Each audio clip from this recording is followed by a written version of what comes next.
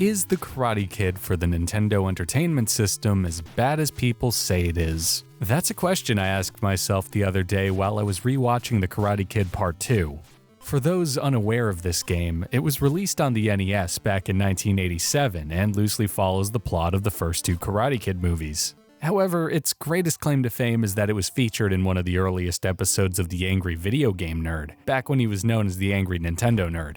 In fact, I think this may have been the first AVGN video I ever saw.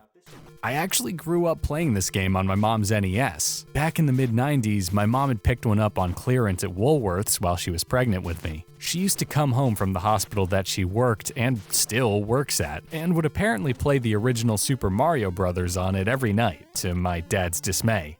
After I was born, she continued to play video games every now and again, and one of my earliest memories is actually picking this game up at Kmart with her and my dad.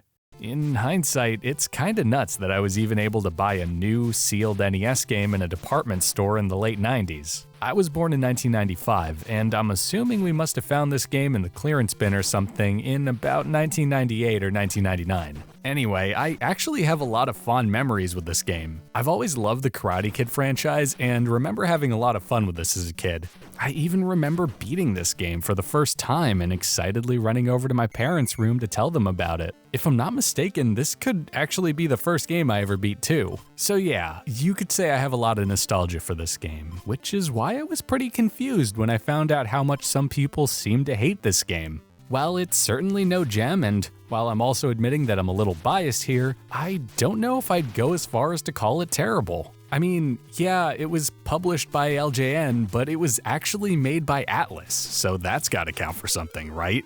After all, how can you hate something if it might be a Persona reference? Jokes aside, I thought now would be a great time to revisit this game, what with the third season of Cobra Kai right around the corner. So, without further ado, I present to you The Karate Kid for NES. Will this game help me master the martial arts, touch a death style as its cartridge says it will? Let's find out.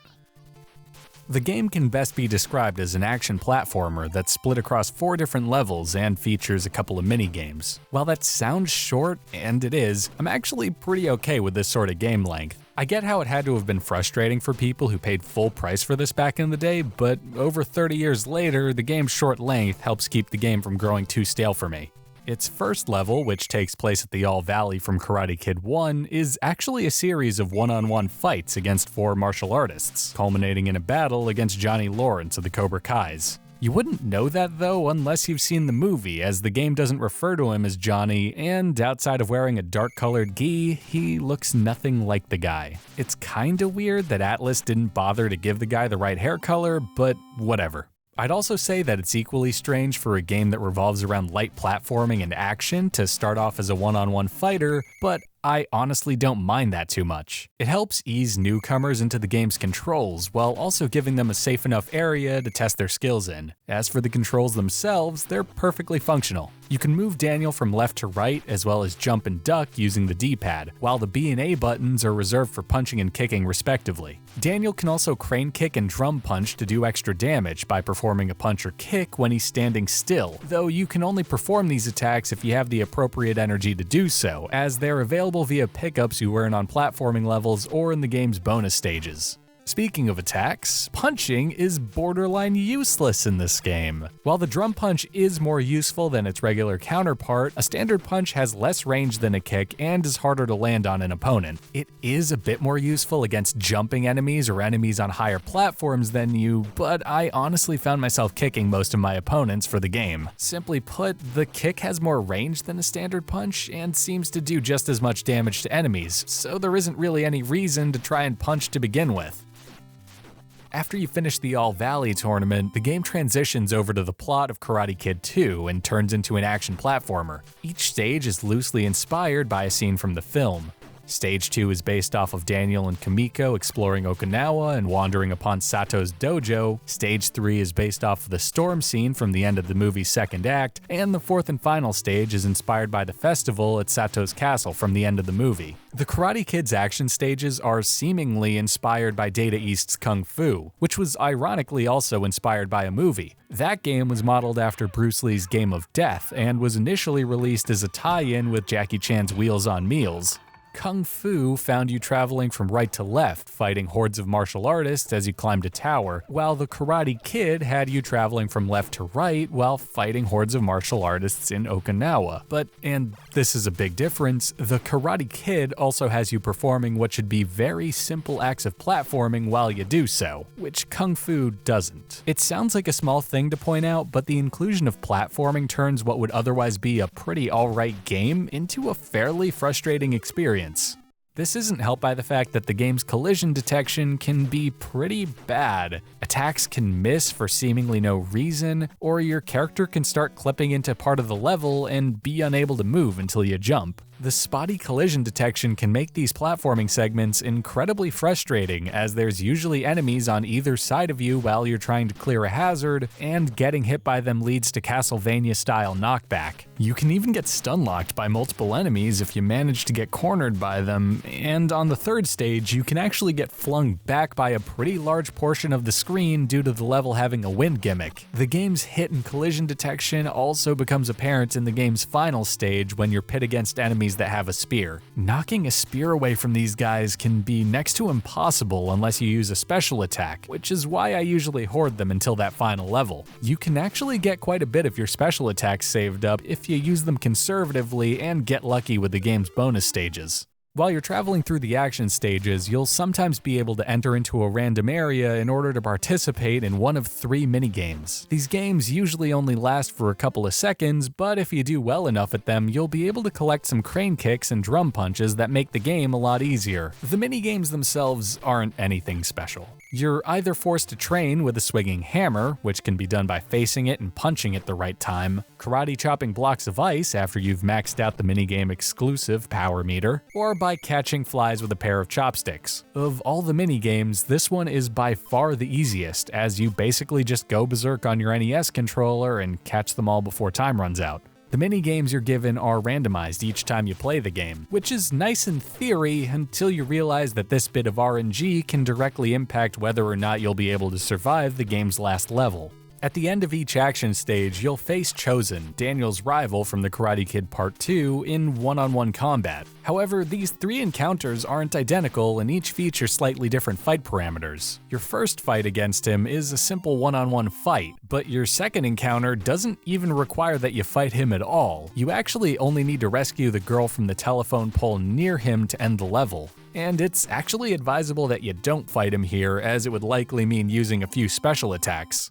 As for your third and final fight with Chosen, you do need to fight him here, while also making sure that Kamiko doesn't fall off the arena you two are fighting on. It's actually a lot simpler than it sounds though. All you need to do is play defense and spam special attacks at him to defeat him. Playing aggressively doesn't work here, as advancing on him will either lead to Kamiko falling to her death, or you kicking Chosen off the arena. Kicking him off is actually the worst scenario here, as it actually heals him completely and prolongs the fight. Beating Chosen at Sato's castle leads to a pretty lackluster and minimal congratulations screen, followed by an even simpler the end before the game resets to the title screen. All in all, The Karate Kid is a pretty short game, clocking in at about 10 minutes long if you know what you're doing. While that's extremely short for an NES game, I honestly can't say that I'm particularly bothered by that. In fact, if anything, I'd say that this game's short length is a bit of a plus for the title, especially nowadays since it can only really be looked at as a curio from the 80s. By being 4 levels long, the game honestly doesn't outstay its welcome for me and feels pretty well paced, all things considered. Its first level eases you into how combat works in the game before introducing you to a fairly standard and easy platforming stage. Then, the difficulty is raised by the storm level, which introduces more stage hazards and the idea of a secondary boss objective, before culminating in a final, much harder level. On paper, this is actually a fairly decent structure for a game, and it makes a bit of sense. The execution definitely leaves a lot to be desired due to the collision detection and enemy placement, but it's still a fairly well-paced game. The short length also honestly helps curve the difficulty a bit by ensuring you won't have to wait that long to get back to where you had previously been in the game after getting a game over. It even has pretty okay music and graphics. Some of the background sprites are actually pretty well detailed, and while there's usually just a colored background, at least it's not a black void like in a ton of other NES titles. There also isn't that much flicker in this game, and while the game can occasionally slow down, it does actually play at a decent frame rate. Overall, the Karate Kid on NES is fine. It's nothing to write home about, but it definitely doesn't deserve the hate it gets. I actually kinda prefer it to the game that seemingly inspired it too, if I'm being honest. Although, I'll also be the first to point out that as a game released in 1987, this is very bare bones for the NES. Kung Fu, on the other hand, was originally released in Japan back in 1985, which was a very different time in gaming. It was perfectly fine for games like Kung Fu to be the way they were when it was released, and the Karate Kid unfortunately came out in a time where games were getting longer and more complex. While the game's introduction of platforming reflects this increased complexity, it's fairly obvious that at least some of its design was becoming a little antiquated in 1987. But in the 21st century, I'd hardly call that a problem. Nowadays, the Karate Kid is just a short, relatively flawed game. While I wouldn't go as far as to recommend it as something worth going out of your way to play, I'd also call it a relatively fun title for what it is. Its graphics and gameplay are fine, its music isn't terrible, it's simply a game. So did the Karate Kid for NES hold up? Kinda. I think this game's deflation in value over the years has actually helped justify picking it up, if anything, so I'd say it's aged well in that regard. If you can get this game for cheap, and I mean cheap, you might have some fun with this one. It didn't teach me any karate though, so, that's false advertising. Anyway, what do you guys think of this game? Do any of you love or hate this game with a burning passion, or did you just hear about it because of the AVGN and never give it any additional thought after that? I'd love to hear what you think in the comments. And with that said and done, that brings us to the end of this video. I hope you guys enjoyed it and have a great day and stuff. So yeah, bye.